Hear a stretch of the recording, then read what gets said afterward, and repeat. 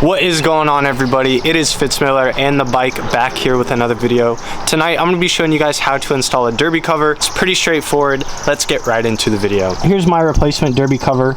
I went with a Track or Die Always Watching powder coated black with this design in it. Thing is fire. It also came with a new gasket as well as new hardware. Now this is my current one right here, just chrome polished 103. Not really a huge fan, so we're going to go ahead and swap it out. What we're going to need is a T27 Torx bit, your ratchet of choice, and let's go ahead and pop this thing off. Also, you're going to want to make sure your bike is cool because this can get hot as a bitch.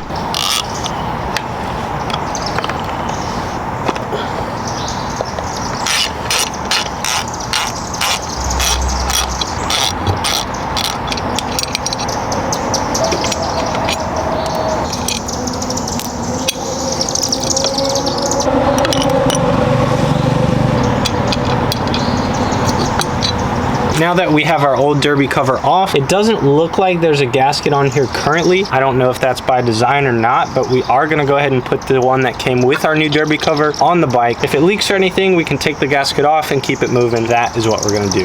The new hardware is using Allen keys, which is 5/32. We are going to tighten these down in a star pattern like we would a wheel on a car.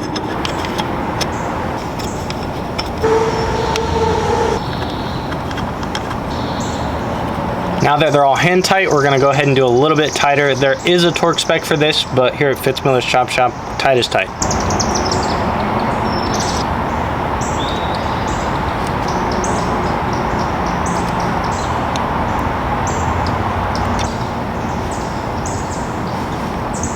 And just like that, our install is complete and our new derby cover is on. Came out great. It looks awesome as well.